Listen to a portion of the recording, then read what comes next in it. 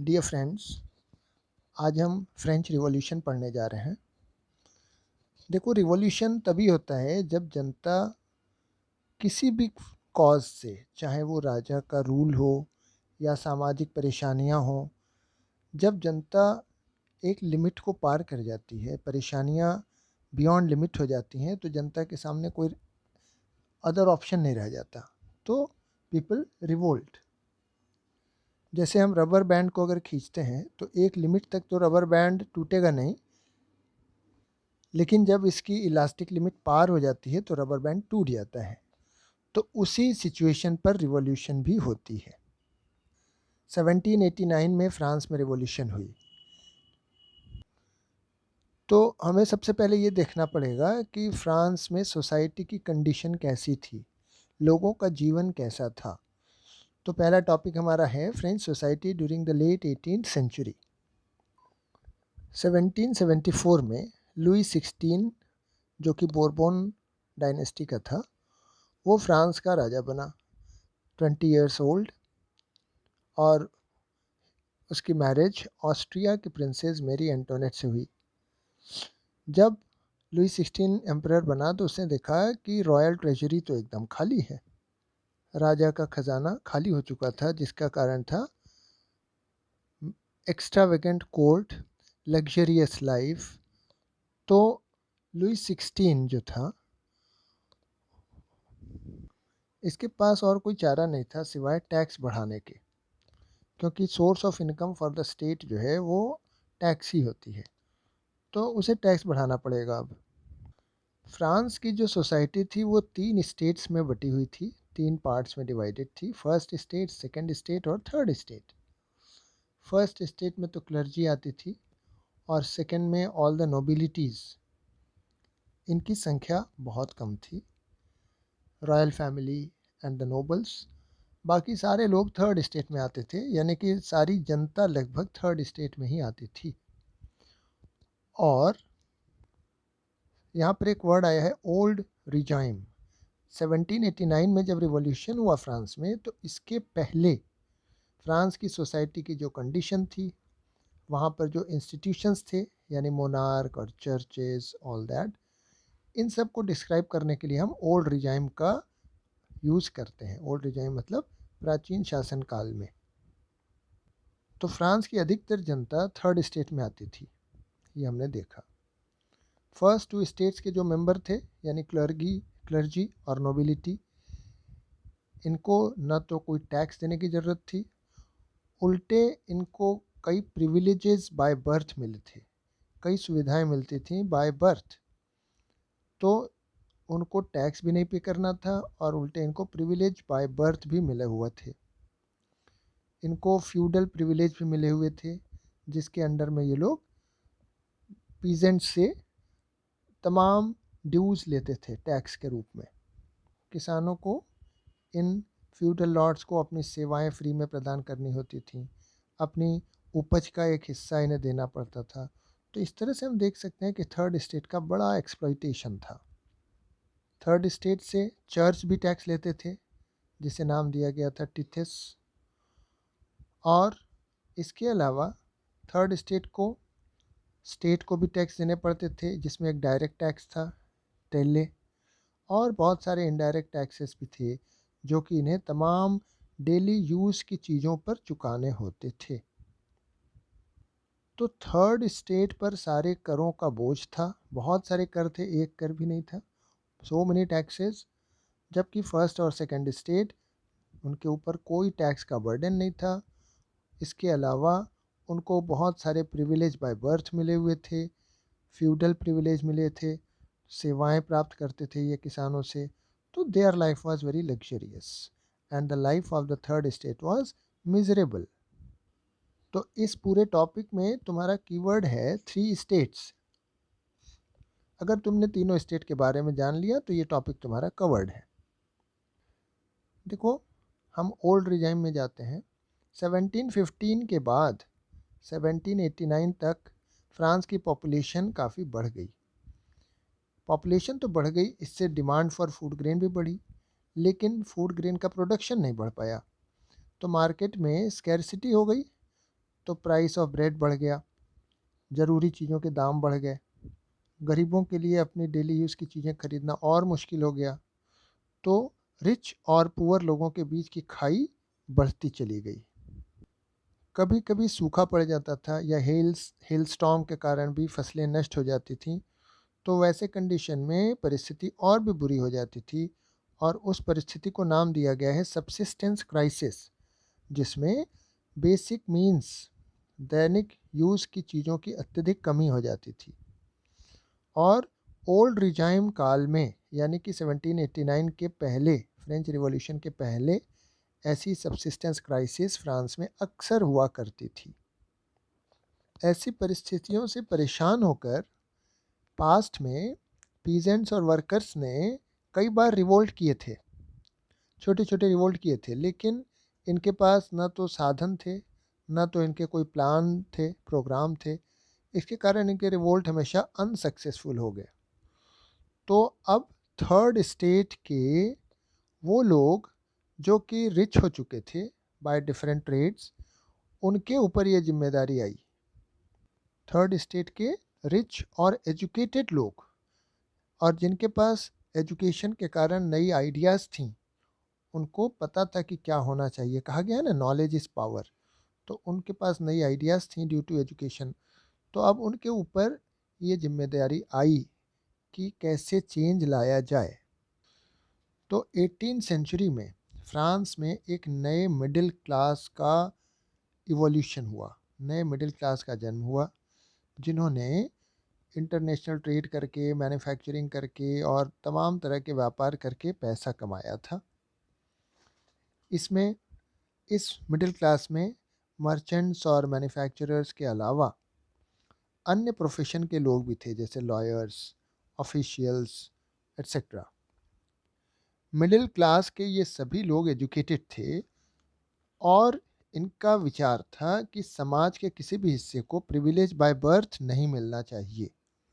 अगर किसी को प्रिविलेज दिया जाता है तो उसके पर्सनल अचीवमेंट्स, पर्सनल कंट्रीब्यूशन के आधार पर देना चाहिए, लेकिन सिर्फ इसलिए कि उसने इस फैमिली में जन्म लिया है उसे प्रिविलेज देना, ये सरासर गलत है।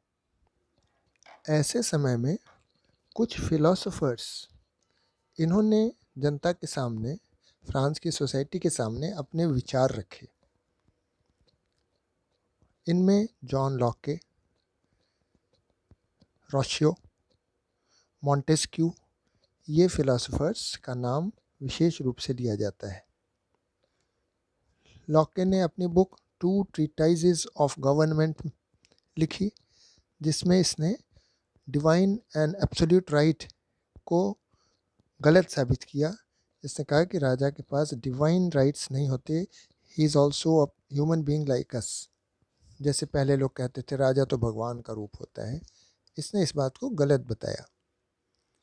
इसी तरह रोशियो ने अपनी आइडिया रखी, जिसमें कि इसने एक ऐसे गवर्नमेंट के बारे में बताया जो कि social contract between people and their representative, जनता के और उसके द्वारा चुने गए रिप्रेजेंटेटिव्स के बीच में एक कॉन्ट्रैक्ट हो, और उस पर ये गवर्नमेंट बेस होनी चाहिए। इसी तरह मॉन्टेस्क्यू ने बुक लिखी the spirit of the laws. इसमें इसने कहा कि power should not remain in one hand, बल्कि पावर जो है गवर्नमेंट के 3 ऑर्गन्स, लेजिस्लेटिव, एग्जीक्यूटिव और जुडिशरी के बीच में डिवाइडेड होना चाहिए, जैसा कि उस वक्त यूएसए में ऑलरेडी फॉलो हो रहा था।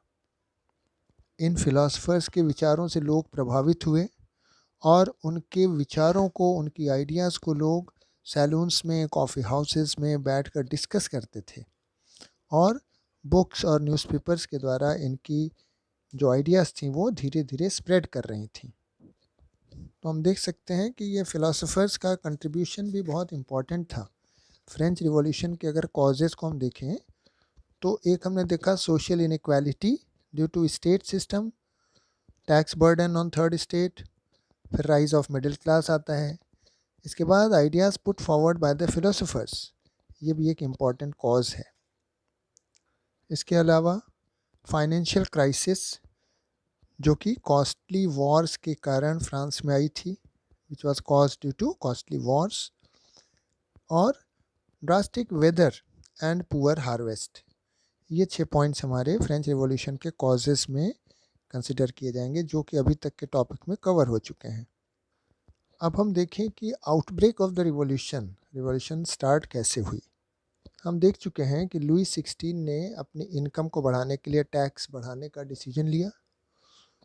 अब टैक्स बढ़ाने के लिए एक स्टेट्स जनरल की एक मीटिंग बुलाई गई ताकि नए टैक्सेस को पास किया जा सके।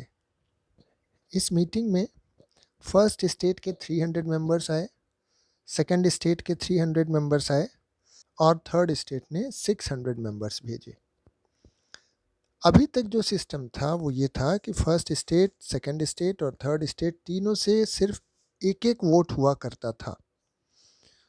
तो इससे होता क्या था, जब भी वोटिंग होती थी तो फर्स्ट और सेकंड स्टेट दोनों एक फेवर में वोटिंग करते थे और हमेशा वो जीत जाते थे, क्योंकि 3 में से 2 वोट मेजॉरिटी कहे जाएंगे। इस बार सिचुएशन दूसरी थी।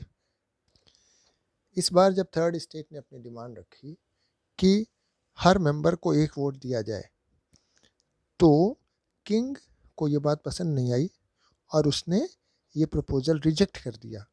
इसके जवाब में थर्ड स्टेट के मेंबर्स ने वॉकआउट कर दिया इन्होंने। और कुछ दिनों बाद 20 जून को ये लोग वर्सेलीज में इकट्ठे हुए। एक इंडोर टेनिस कोर्ट था, इसके हॉल में ये लोग इकट्ठे हुए। वहाँ पर इन्होंने अपने आप को नेशनल असेंबली डिक्लेयर किया और इन्होंने फ्रांस के लिए एक कॉन्स्टिट्यूशन बनाना स्टार्ट किया। मिराबियो एंड एब्बेसेइस नाम के 2 लोगों ने इनको इस काम में लीड किया। अब फ्रांस की सिचुएशन ये थी कि एक तरफ तो नेशनल असेंबली एट वर्सेलीज फ्रांस के लिए नया कॉन्स्टिट्यूशन बना रही थी और दूसरी ओर फ्रांस के बाकी हिस्सों में टर्मोइल थी, उथल पुथल का माहौल बना हुआ था। फ्रांस में फसलें खराब हो गई थीं सीवियर विंटर के कारण। प्राइस ऑफ ब्रेड ऑलरेडी बढ़ चुका था। वोमेन इनको लाइन लगा के ब्रेड लेनी होती थी, लेकिन कमी के कारण इनको सामान मिल ही नहीं पाता था। दे स्टॉर्म्ड इनटू द शॉप्स, दुकानों में घुस के इन्होंने सामान लूट लिया। इसी वक्त किंग ने अपनी आर्मी को पेरिस में एंटर करने का ऑर्डर दिया। 14 जुलाई को नाराज़ लोगों ने बेसिले के जेल को डिस्ट्रॉय कर दिया। बेसिले एक ऐसी फोर्ट्रेस प्रिजन थी जहाँ पर लोगों को कैद करके रखा जाता था, एंड पीपल हेटेड बेसिले। इधर गांव में ऐसी अफवाह फैली कि कुछ लोग आ रहे हैं जो इनकी राइप क्रॉप्स, पकी हुई फसलों को डिस्ट्रॉय कर देंगे। लोगों को डर के साथ साथ नाराज़गी भी हुई, गुस्सा भी आया और इनके हाथ में जो भी होज, पिचफोर्क, जो भी इंस्ट्रूमेंट आए खेती के काम में आने वाले, उसको लेके ये लोग निकल पड़े। और इन्होंने ऑलरेडी ग्रेन्स की कमी थी ही, इन्होंने होड़ किया हुआ, काला बाजारी में दबाया हुआ सारा ग्रेन्स लूट लिया। इनके लगान के जो भी पेपर्स थे, डॉक्यूमेंट्स थे, उन सबको जला दिया। इनके डर से नोबल्स अपने घरों से भाग गए, बहुत से तो अपने देश छोड़ के भाग गए। अब लुई 16 ने देखा कि रिवॉल्यूशन मतलब situation of the country has become very tense, और उसको ये भी समझ में आ गया कि अगर अब वो नेशनल असेंबली को मान्यता नहीं देगा तो उसका बचना भी मुश्किल होगा। तो इसने कहा कि ठीक है, हम नेशनल असेंबली को एक्सेप्ट करते हैं और अब हमारे पावर्स कॉन्स्टिट्यूशन के द्वारा चेक किए जा सकेंगे। तो 4 अगस्त 1789 में असेंबली ने डिसाइड किया, फ्यूडल सिस्टम को एंड किया, प्रिविलेजेस बाय बर्थ ख़त्म किए गए, टिथेस ख़त्म किए गए, चर्च के पास जो भी लैंड थे उसको जब्त कर लिया गया और राज्य में मिला लिया गया। नेशनल असेंबली ने अपना कॉन्स्टिट्यूशन का ड्राफ्ट 1791 में कंप्लीट किया। और इस नए कॉन्स्टिट्यूशन का मेन मकसद था मोनार्क के पावर्स को लिमिट कर देना, मोनार्क्स के हाथ में पावर न रहे। अब सारा पावर लेजिस्लेचर, एग्जीक्यूटिव और जुडिशरी के बीच में डिस्ट्रीब्यूट कर दिया गया और इस तरह से फ्रांस एक कॉन्स्टिट्यूशनल मोनार्की बन गया। कॉन्स्टिट्यूशनल मोनार्की मीन्स मोनार्की तो रहेगी देश में, लेकिन powers will not remain in the hand of monarch, but he will be controlled by the constitution. अब अकॉर्डिंग टू 1791 कॉन्स्टिट्यूशन, लॉज बनाने का पावर नेशनल असेंबली के पास आ गया, जो कि इनडायरेक्टली इलेक्टेड थी। ये कमी ज़रूर थी नेशनल असेंबली में कि it was not directly elected. According to this new constitution, केवल मेन को वोटिंग राइट दिया गया, और वो भी सारे मेन को नहीं, men above 25 years of age, जो कि रिच सेक्शन को बिलोंग करते थे, जो कि किसी लेबरर की 3 डेज की वेजेस के बराबर टैक्स देते हों, यानी कि rich men above 25 years of age को वोटिंग राइट दिया गया। बाकी मेन और ऑल वुमेन को वोटिंग राइट से वंचित रखा गया। बाकी सभी मेन और वुमेन को पैसिव सिटीजन का दर्जा दिया गया और उनको ये पॉलिटिकल राइट नहीं मिला। केवल rich man above 25 years of age, इनको एक्टिव सिटीजन माना गया and they were given the right to vote only. फिर भी हम कह सकते हैं कि फ्रांस की हिस्ट्री में एक कदम हम आगे बढ़े, जहाँ वोटिंग राइट जैसी कोई चीज़ ही नहीं थी, द किंग वॉज हेरिडिटरी, वहाँ पर कॉन्स्टिट्यूशन एग्जिस्ट किया, पावर्स डिस्ट्रीब्यूट किए गए और वोटिंग राइट कम से कम आया। जैसे कोई भी कॉन्स्टिट्यूशन दुनिया का एक प्रीएम्बल से स्टार्ट होता है, उसी तरह ये कॉन्स्टिट्यूशन भी declaration of the rights of man and citizen से स्टार्ट होता था। इसमें बताया गया कि ये कॉन्स्टिट्यूशन के आइडियल्स क्या हैं, इसकी स्पिरिट क्या है, और इसमें यह भी बताया गया कि right to life, freedom of speech, freedom of opinion, equality before law, इनको नेचुरल एंड इनएलाइनेबल राइट्स माना गया, जिसे कि कभी छीना नहीं जा सकता। इनएलाइनेबल मतलब छीना नहीं जा सकता। इस कॉन्स्टिट्यूशन में हम देख सकते हैं कि सबसे बड़ी कमी ये थी कि ओनली रिच पीपल को ही रिप्रेजेंटिंग द पीपल का काम दिया गया, पुअर लोगों को इसमें लिया ही नहीं गया। सो इन 1791 France became a constitutional monarchy. Now we will meet in the second video. Thank you.